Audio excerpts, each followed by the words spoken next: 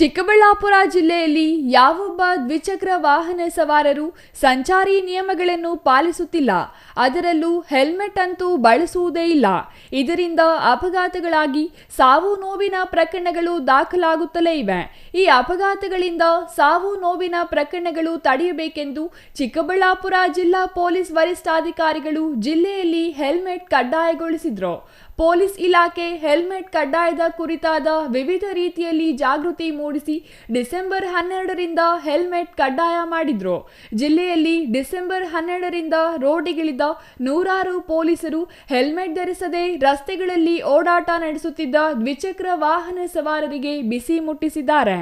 ಇನ್ನು ಚಿಕ್ಕಬಳ್ಳಾಪುರ ಜಿಲ್ಲೆಯಲ್ಲಿ ಹೆಲ್ಮೆಟ್ ಕಡ್ಡಾಯ ಅಂತ ಹೇಳಿದ್ದೆ ಜಿಲ್ಲಾ ಪೊಲೀಸರು ಫುಲ್ ಆಕ್ಟಿವ್ ಆಗಿದ್ದು, ಪ್ರಮುಖ ರಸ್ತೆಗಳಿಂದ ಸಂಧಿಗಳವರೆಗೂ ಎಲ್ಲಿ ನೋಡಿದ್ರೂ ಪೊಲೀಸರದ್ದೇ ಕಾರುಬಾರು ಆಗಿದ್ದು, ಸಿಕ್ಕವರಿಗೆ ಸಿಕ್ಕಿದ ಹಾಗೆ ಹಿಡಿದು ದಂಡ ಹಾಕಿ ಬಿಸಿ ಮುಟ್ಟಿಸುತ್ತಿದ್ದಾರೆ.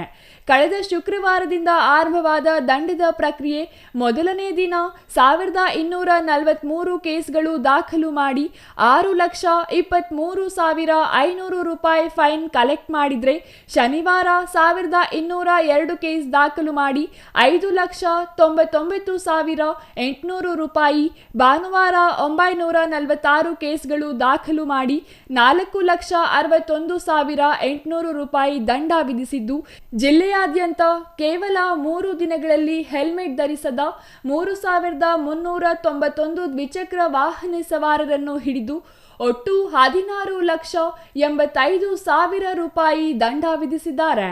ಎಲ್ಲರಿಗೂ ನಮಸ್ಕಾರ.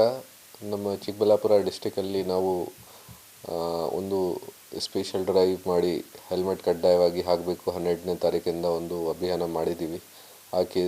ಈ ಅಭಿಯಾನಲ್ಲಿ ನಮಗೆ ಪಬ್ಲಿಕ್ಕಿಂದ ತುಂಬ ಚೆನ್ನಾಗಿ ಸಹಕಾರ ಸಿಕ್ಕಿದೆ. ನಮ್ಮ ಪೊಲೀಸ್ ಇಲಾಖೆ ವತಿಯಿಂದ ನಾನು ಎಲ್ಲರಿಗೆ ಧನ್ಯವಾದಗಳು ತಿಳಿಸ್ತೀನಿ. ಜೊತೆಗೆ ತಮ್ಮೆಲ್ಲರ ಜೊತೆ ನಾವು ಮಾಹಿತಿ ಶೇರ್ ಮಾಡ್ತೀವಿ ಈ ಅಭಿಯಾನಲ್ಲಿ ಏನೇನು ನಡ್ತಾ ಇದೆ. ಈಗ ಕಳೆದ 3 ದಿನದಿಂದ ನಮ್ಮ ಪೊಲೀಸ್ ಸಿಬ್ಬಂದಿ ಮತ್ತು ಆಫೀಸರ್ಸ್ ತುಂಬ ಸ್ಟ್ರಿಕ್ಟಾಗಿ ಆಲ್ ಓವರ್ ಡಿಸ್ಟ್ರಿಕ್ಟ್ ಹೆಲ್ಮೆಟ್ ಕಡ್ಡಾಯವಾಗಿ ಹಾಕಬೇಕು, ಇದು ಒಂದು ಸ್ಪೆಷಲ್ ಡ್ರೈವ್ ಥರ ಮಾಡ್ತಾ ಇದ್ದಾರೆ. ಬಟ್ ಸುಮಾರು ಜನ ಎಷ್ಟು ಅವೇರ್ನೆಸ್ ಆದಮೇಲೆ ಕೂಡ ಸುಮಾರು ಜನ ಹಾಕಲಿಲ್ಲ ಹೆಲ್ಮೆಟ್. ಈ ವಿಚಾರ ಬಗ್ಗೆ ನಾವು ಸ್ಟ್ರಿಕ್ಟ್ ಆ್ಯಕ್ಷನ್ ತಗೊಂಡಿದ್ದೀವಿ. ಟೋಟಲ್ ಅರೌಂಡ್ 3,500 ಕೇಸಸ್ ಆಗಿದೆ ಹೆಲ್ಮೆಟ್ ಆಫೆನ್ಸಸ್ ಬಗ್ಗೆ, ಮತ್ತು ಅರೌಂಡ್ 16 lakh ಫೈನ್ ಕಲೆಕ್ಟ್ ಆಗಿದೆ ಆಲ್ ಓವರ್ ಡಿಸ್ಟ್ರಿಕ್ಟ್. ಈ ಮ್ಯಾಕ್ಸಿಮಮ್ ಕೇಸಸ್ ನಮ್ಮ ಚಿಕ್ಕಬಳ್ಳಾಪುರ ಟೌನ್, ಚಿಂತಾಮಣಿ ಟೌನ್, ಬಾಗೇಪಲ್ಲಿ, ಗೌರಿಬಿದನೂರು ಎಲ್ಲ ತಾಲೂಕು ಲೆವೆಲ್ ಪ್ಲೇಸಸಲ್ಲಿ ಚೆನ್ನಾಗಿ ಇಂಪ್ಲಿಮೆಂಟೇಷನ್ ಆಗ್ತಾಯಿದೆ. ಈ ಥರ ನನಗೆ ಮಾಹಿತಿ ಬಂದಿದೆ. ಸುಮಾರು ಜನ ಪಬ್ಲಿಕ್ ಕೂಡ ಫೋನ್ ಮಾಡಿ ಮೆಸೇಜ್ ಮಾಡಿ ಹೇಳ್ತಾ ಇದ್ದಾರೆ ಒಂದು ಚೆನ್ನಾಗಿ ಇನಿಷಿಯೇಟಿವ್ ಇದೆ.